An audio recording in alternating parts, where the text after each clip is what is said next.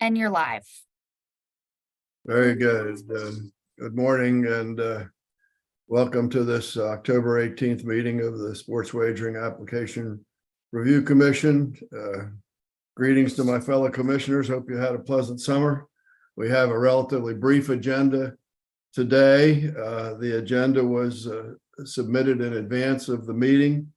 Our first item of business is to approve it. Do I have such a motion? So Motion moved. made. I think I heard a motion and do I have a second? Second. Very good. Any discussion?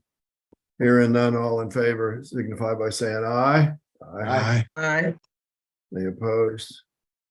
Very good. The agenda is approved and we've got the materials from a recently qualified applicant. So Mr. Butler, would you please present to the commission? Yes, good morning, commissioners. At this time, we will be acknowledging receipt of the application packet for the recently qualified applicant, MSF Sports, Inc., a subsidiary of the Maryland State Fair and Agricultural Society. On November 18, 2021, this commission determined that for applicants for non-competitive sports wagering licenses, sections E1 through E6 of the Maryland Lottery and Gaming Control Commission's sports wagering facility application will serve as the sports wagering facility license application for this commission, the Sports Wagering Application Review Commission, also known as SWARC. On September 28, 2023, MLGCC found that the applicant, MSF Sports, Inc., has established by clear and convincing evidence that it is qualified for and is not disqualified from a Class B1 sports wagering facility license. On October 6, 2023, MSF Inc. submitted to this commission the requested portions E1, sections E1 through E6 of the applicant's sports wagering facility license application. And this commission has reviewed the application in accordance with section 9-1E15F of state government article. The Maryland Lottery and Gaming Control Commission also required the applicant to submit to MLGCC an affidavit attesting to the minority and women-owned interests of the applicant. This affidavit is intended to provide additional information regarding the specific ownership interests of each sports wagering facility applicant. This affidavit was submitted with MSF's application packet.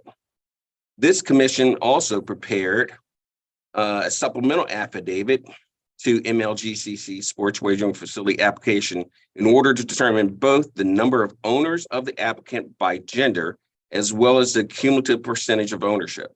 This supplemental affidavit was also submitted with the application packet. Lastly, MLGC requested that each sports wagering facility license applicant submit a statement required under section 91E15I1II of the state government article, noting whether this particular provision does or does not apply to the applicant. This statement was also submitted by MSF in its application packet. As a reminder, this commission must consider the public interest factors for the recently qualified applicant. Sections 91E15O of the state government article prohibits this commission from awarding a sports wagering license under Title IX, Section 1E of the state government article, unless this commission determines and declares that an applicant selected for award of the license is in the public interest and is consistent with the purposes of the sports wagering law found under Title IX, Section 1E of state government article. During the November 18th SWARC meeting, this commission discussed three public interest factors, and they are: one, enhanced state fiscal resources, i.e. money for education; two, economic development opportunities; and three, regulating an otherwise unregulated sports wagering market. At this point, Mr. Chairman, you may wish to discuss these factors and then entertain a motion to determine and declare that the award of a sports wagering facility license to this particular applicant is in the public interest and consistent with the purpose of the sports wagering law. Thank you, James. You're welcome. The commission has received the materials that James just alluded to. Are there any questions or is there any discussion about the proposal submitted to us? So hearing none, then I will ask for a motion to determine and declare that award of a sports wagering facility license to MSF Sports Inc. is in the public interest and consistent with the purposes of Title IX, Subtitle 1E of the state government article. Do I have such a motion? So moved. Thank you, Frank. A second? Second. Thank you. Any discussion of the motion? Hearing none, all in favor, please say aye. Aye. Aye. Any opposed? All right, Mr. Butler, that motion passed unanimously. Great. We will now move to consider awarding a license to this recently qualified applicant. Mr. Chairman, at this time, you may wish to discuss and entertain a motion to award a sports wagering facility license to MSF Inc., subject to the applicant entering into a memorandum of understanding required by the sports wagering law found under Section 9(1)(e) 15(1) I2 of the state government article. Very good. Again, is there any further discussion of this proposed motion? Hearing none, then may I ask for a motion to award a sports wagering facility license to MSF Sports Inc., subject to the applicant entering the memorandum of understanding required under Section 9(1)(e) 15(I2) of the state government article. Do I have So such a? moved. Thank you, Frank. Second? Second. Thank you. Okay, we have a motion duly seconded. Any further discussion? Hearing none. All those in favor signify by saying aye. Aye. Any opposed? Then that motion carries unanimously among us, those of us present. Mr. Butler, is there any other business before us today?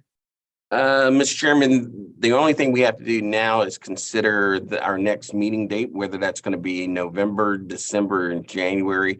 And to give us a little guidance on where we are in the pipeline, I've asked staff, MLGCA staff, and we have Jim Nielsen and John Mooney. They can let us know where we stand as far as the number of applications that are currently pending. Good morning. We have 5 mobile under investigation at this time, 1 facility operator, competitive operator under review. We also have 1 named facility under investigation. And then we have the 1 mobile that's not submitted, but doesn't look like anything will be ready for our commission or your commission for the next several months.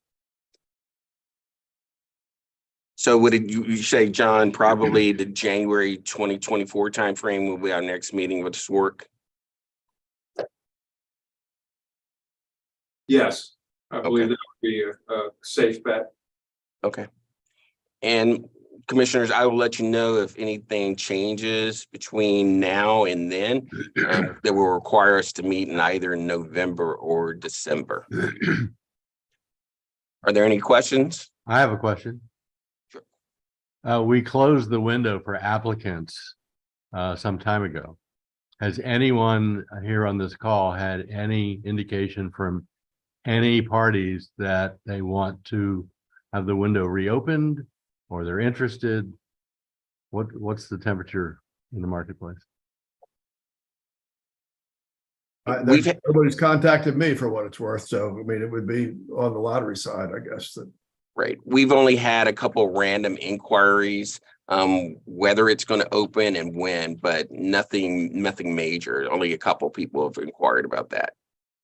We received 1 call at Taft about a month ago from an attorney representing a sports betting operator, supposedly, that said, "Are you going to reopen the window? We have a client that might be interested." Haven't heard a follow-up from him since, as I said, about a month ago. mean, George, I asked that question pursuant to a question that your committee asked us. So that there's nobody beating down the door. Well, I think I've heard about a couple of incumbents looking at exits in various ways. This market seems to have taken its, what at least near term, if not long term structure, with the dominant handful of mobile operators. So that seems to be the environment we're in. Yeah, Any I other think, discussion? I'm sorry, Kim, go ahead. yeah, I'm just obviously a very competitive market, and I think we're seeing a lot of consolidation and a lot of folks, deciding to exit markets. But we haven't had, at least at Taft, anyone seriously pushing us to open the window. Big story. The big story at G2E was iGaming and the presumption that will happen in Maryland sooner than many other states. There was a significant amount of buzz about that, with the report that's supposed to come out and the like. And it seemed as if that conversation was overwhelming any conversation about sports betting in Maryland. We'll wait to see that report. Yeah. Stay tuned. Yes. November, we have the report due on November 15th to the budget committees of the Maryland legislature. Okay. So, Mr. Chairman, that's it for staff. Is there any reason among the commissioners to call for a closed session among us? I have no agenda such items. All right, well then, there's no real fixed date for a next meeting until, as James says, some future business comes into focus. So I thank everyone for getting together this morning. I think we beat the 25-minute